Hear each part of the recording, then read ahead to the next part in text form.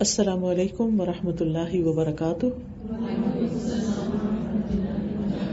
کیا حال ہے سب کا؟ الحمدللہ، نحمده ونصلی علی رسولہ الکریم، اما بعد فاعوذ باللہ من الشیطان الرجیم، بسم اللہ الرحمن الرحیم، رب اشرح لی صدری ویسر لی امری واحلل عقدۃ من لسانی یفقہوا قولی۔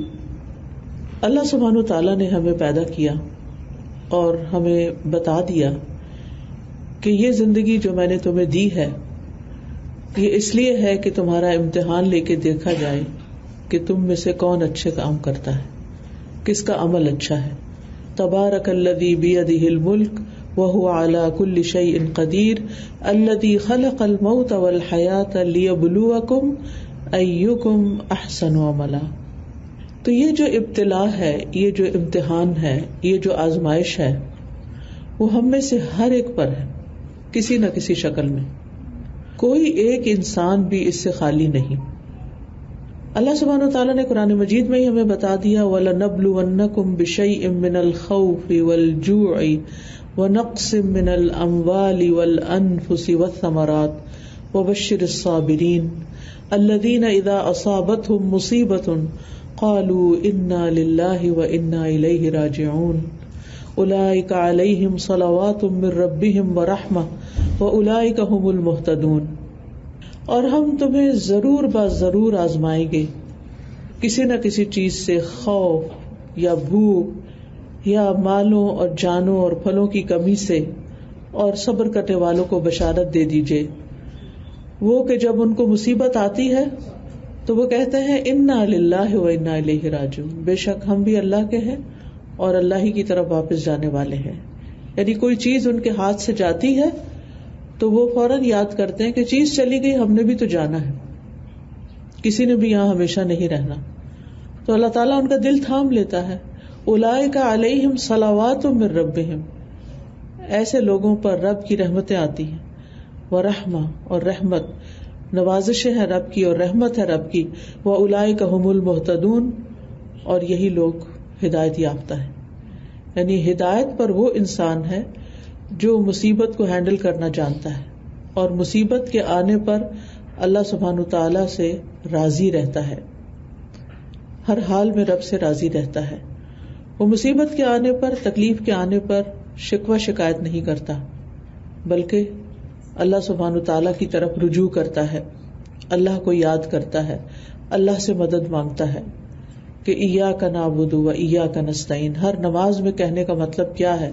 ہر نماز کی ہر رکعت میں کہنے کا کہ یا رب ہم تیری ہی عبادت کرتے ہیں اور صرف تجھی سے مدد چاہتے ہیں، تو ہماری مدد فرما۔ اور بندہ مومن یہ بھی جانتا ہے کہ جو بھی تکلیف آتی ہے، جو بھی آزمائش آتی ہے، وہ اللہ تعالیٰ کی طرف سے ہی آتی ہے۔ سورۃ التوبہ میں اللہ تعالیٰ فرماتے ہیں قُل لَن يُصِيبَنَا إِلَّا مَا كَتَبَ اللَّهُ لَنَا هُوَ مَوْلَانَا وَعَلَى اللَّهِ فَلْيَتَوَكَّلِ الْمُؤْمِنُونَ، کہہ دیجئے ہمیں ہرگز کوئی تکلیف نہیں آتی، کوئی مصیبت نہیں آتی مگر وہ جو اللہ نے ہمارے لیے لکھ دیا ہے۔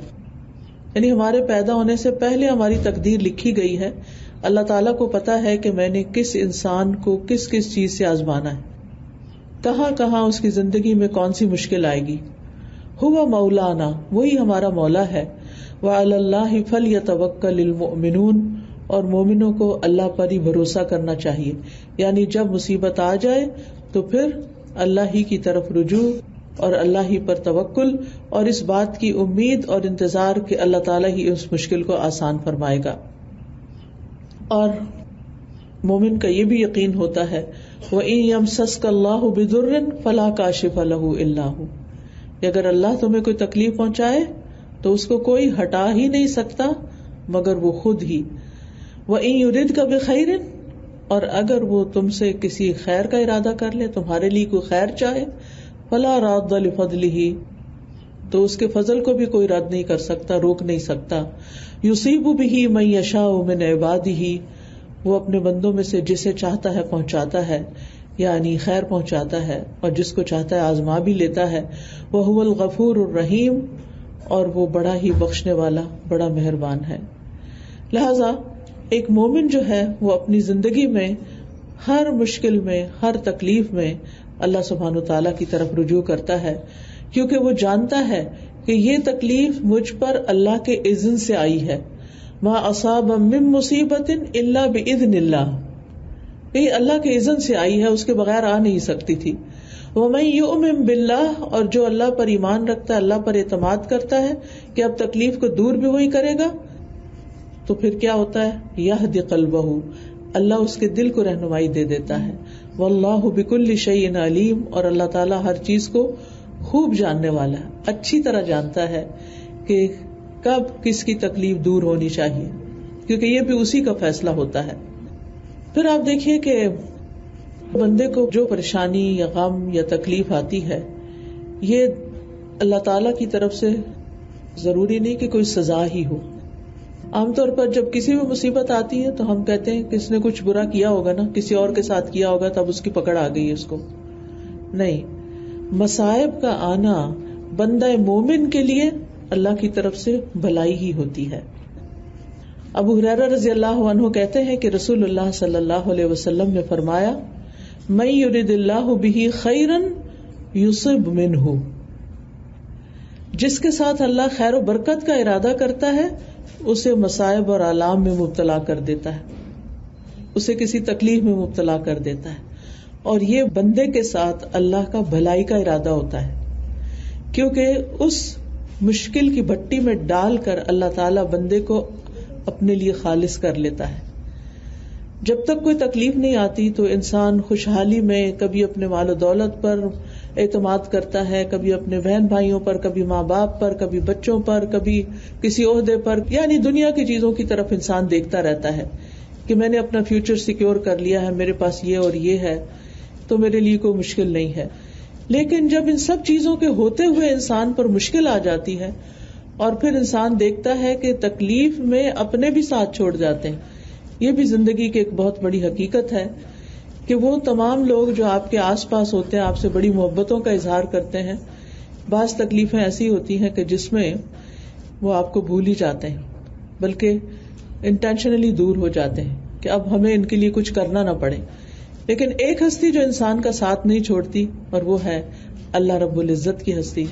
وہ اپنے بندے کو مشکل میں ڈالتا ضرور ہے، لیکن اسے کندن بنا کے نکالتا ہے، اس کو خالص کر کے نکالتا ہے.